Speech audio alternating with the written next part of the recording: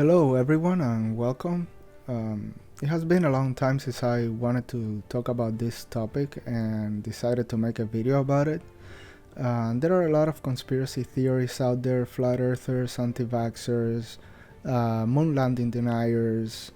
The list goes on. I mean, there are too many to count. I'm not going to be debunking anything in this video. The real question I want to answer or at least explore is what makes a person believe in conspiracy theories. A lot of these conspiracy theories, I would consider them to be more harmless than others. I would say that the most dangerous one could be the anti-vaxxers. However, I'm not here to debate which ones could be more harmful than others. For this video, I went ahead and actually did some research, and I did find some things that I never really thought of before, and those were quite interesting. A lot of research has been done in an attempt to figure out why people believe in conspiracy theories, and researchers have found that people who believe in conspiracy theories tend to have a greater need for cognitive closure, which means that's the desire to find an explanation when explanations are lacking. They're also more likely to have a cognitive bias called hypersensitive agency detection. This means that events are overattributed to hidden forces, purposes, and motives. Some research have also found that conspiracy beliefs are associated with lower levels of education and analytic thinking. Another thing that I found out is that a person who believes in a conspiracy theory tends to also believe in multiple conspiracy theories. The theories could be linked, like flat earthers and moon landing deniers, or something completely different like anti-vaxxers and aliens, or something weird that we all heard before at some point. In some cases, religion also plays a big part, because they tend to go strictly by their religion and they don't want to hear anything else. Everybody else is either lying or trying to mislead them, and they have a big problem trusting anything other than what their book tells them to believe. Again, this is not always the case. We know a lot of people who are religious and they know that vaccines work and they know that the earth is a globe, and they are not out there denying science by any means.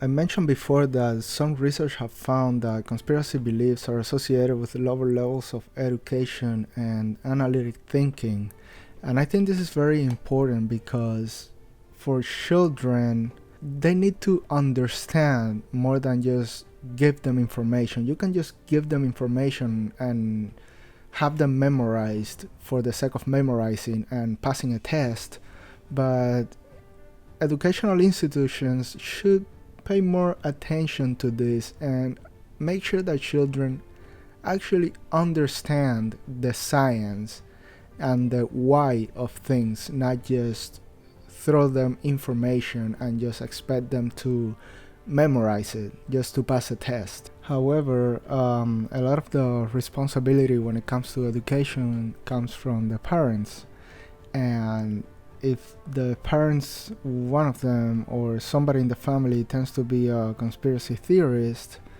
that can be a problem, because children usually trust their parents more than they do their teachers. Not always, but unless there are some issues going on at home. But if that's the case, that could be a bigger problem.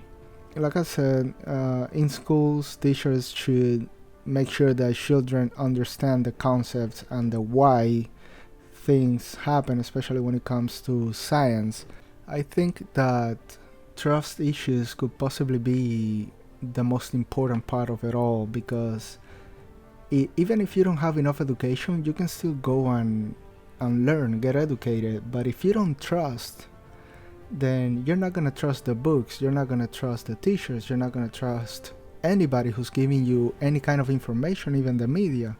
So at that point, you're just blocking everything and just continue to be in a bubble of whatever it is that you think, even if you're wrong. Another thing that I found out is that research have also shown associations between various measurements of conspiracy mentality and personality traits, such as delusion and paranoia, which actually makes sense. But however, that doesn't mean that just because somebody believes in a conspiracy theory is paranoid or delusional. We have all believed some kind of conspiracy theory at some point, and not everybody's paranoid or delusional just because we're skeptic about something or just believe something strange at some point. The last thing I wanted to mention is that conspiracy theorists have a type of cognitive bias in which people believe to be smarter and more capable than they really are.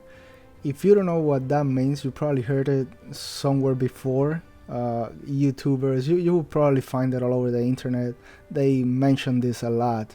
And this is the dunning-kruger effect. For those who don't know, the dunning-kruger effect is having poor self-awareness combined with low cognitive abilities that leads people to overestimate their abilities and knowledge.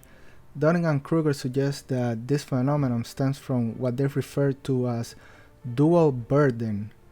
People are not only incompetent, their incompetence robs them of the mental ability to realize just how inept they are.